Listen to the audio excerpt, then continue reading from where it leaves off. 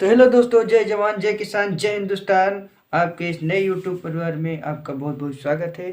सबसे पहले मैं नए वर्ष 2023 की आप लोगों को बहुत बहुत शुभकामनाएं देता हूं। जो भी कार्य हो आपके पूर्ण हो, सब मंगलमय हो, सबकी कामनाएं इस वर्ष में पूरी हो, मैं यह आशा करता हूं। इस नए एजुकेशनल चैनल में आपका बहुत बहुत स्वागत करता हूँ। और मैं इस चैनल पर आपके लिए ऑल कॉम्पिटिटिव एग्जाम की हर सब्जेक्ट की वीडियो और ये भी कोशिश करूँगा कि यूपीएससी की जो सिलेबस है उसकी भी वीडियो मैं आप तक एकदम फ्री में पहुंचाता रहूं, मैं पूरी कोशिश करूँगा।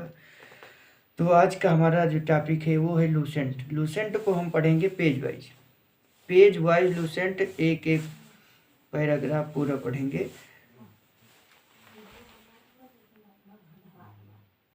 तो आइए हम शुरुआत करते हैं लूसेंट सामान्य ज्ञान की। तो जो लूसेंट है, लूसेंट सामान्य ज्ञान, लगभग लूसेंट जिसका अच्छे से तैयार है लगभग सभी परीक्षाएं कवर कर लेगा और अच्छे से वो लूसेंट की वजह से क्लियर भी कर सकता है। अगर उसका लूसेंट पूरा प्रिपेयर है तो आप किसी भी परीक्षा को मात दे सकते हैं, अच्छे से यदि प्रिपेयर है तब। तो आइए लूसेंट के बारे में थोड़ी बहुत बेसिक जानकारी करते हैं। तो लूसेंट सामान्य ज्ञान, लूसेंट का मतलब ही क्या होता है, सबसे पहले हम जानेंगे लूसेंट का मतलब होता क्या। तो लूसेंट का मतलब होता है प्रकाशमान। क्या होता है? प्रकाशमान। प्रकाशमान या चमकदार तो लूसेंट क्या है? प्रकाशमान है। ये आपके जीवन को प्रकाशमय कर देगा यदि आप इसको अच्छे से, इससे कनेक्ट हो रहे हैं, आप इसको अच्छे से पढ़ रहे हैं तो आप कोई भी एग्जाम क्लियर करने में ठीक। और इसमें क्या है कि हम पढ़ेंगे एक एक पेज, लूसेंट का एक एक पेज बहुत गहराई से, बहुत अच्छे से हम लोग पढ़ेंगे। ज़्यादा देर न करते हुए हम इसका पहले टॉपिक पर आते हैं। तो इसका पहला टॉपिक जो है वो है भारतवर्ष। भारतवर्ष यानी हमारा है हिंदुस्तान, इंडिया जिसे हम कहते हैं।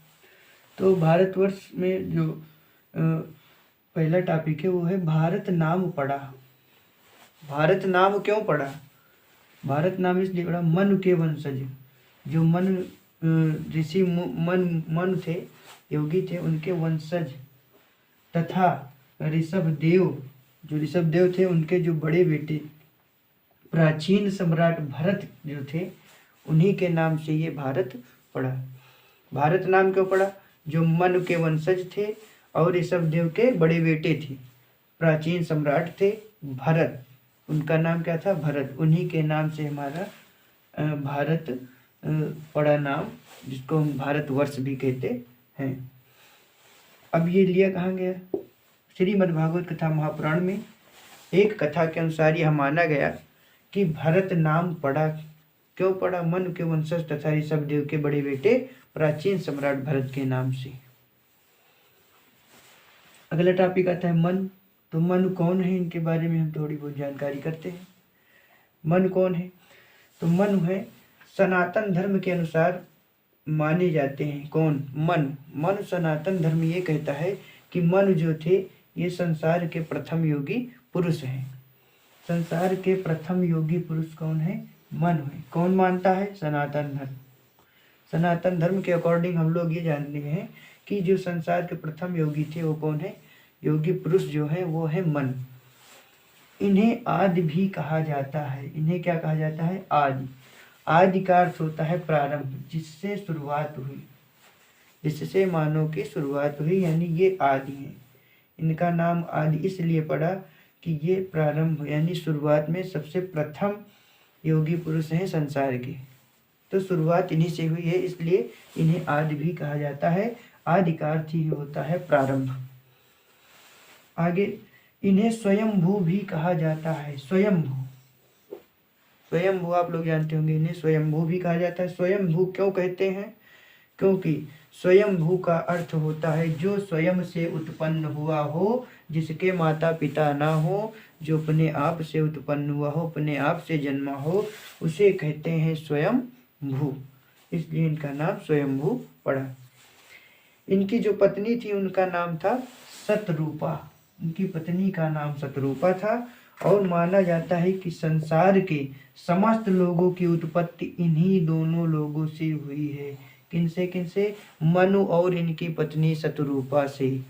संसार के जितने लोग, समस्त लोग हैं, इनकी जो उत्पत्ति का कारण माना जाता है, इन्हीं दोनों लोगों की वजह से, इन्हीं दोनों के कारण माना जाता है कि संसार के समस्त लोगों की उत्पत्ति इन्हीं दोनों लोगों से हुई। कौन कौन?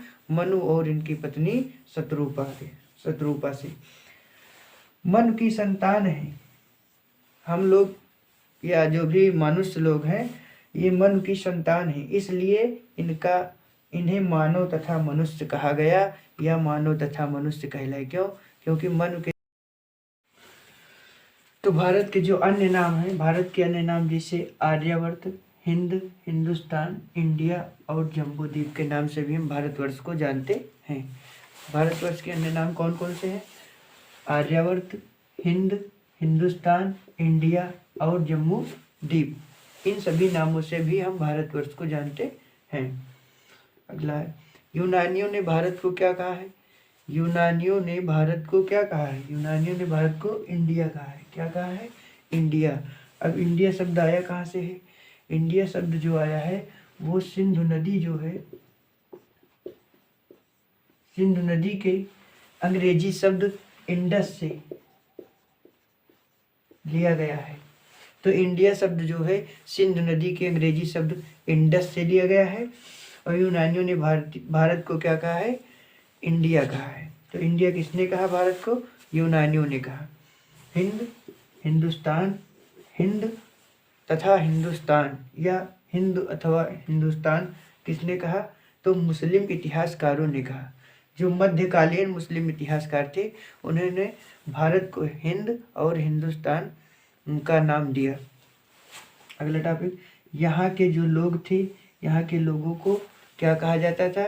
यहाँ के लोगों को, भारतवर्ष के लोगों को भारतीय कहा जाता था। क्यों कहा जाता था? क्योंकि ये भारत की संतान माने जाते थे, इसलिए यहाँ के लोगों को भारतीय कहा गया। तो आज के लिए इतना ही। हमारा जो नेक्स्ट टॉपिक होगा वो होगा प्राचीन भारत। हम इसके बारे में, प्राचीन भारत के जो स्रोत हैं उसके बारे में पढ़ेंगे, वेदों के बारे में अच्छे से, बहुत अच्छे ढंग से हम वेदों के बारे में जानेंगे। तो नेक्स्ट टॉपिक जो हमारा होगा प्राचीन भारत। तो आज के लिए इतना ही। मिलते हैं लूसेंट के अगले टॉपिक में। तब तक के लिए जय जवान, जय किसान, जय हिंदुस्तान, जय हिंद, वंदे मातरम।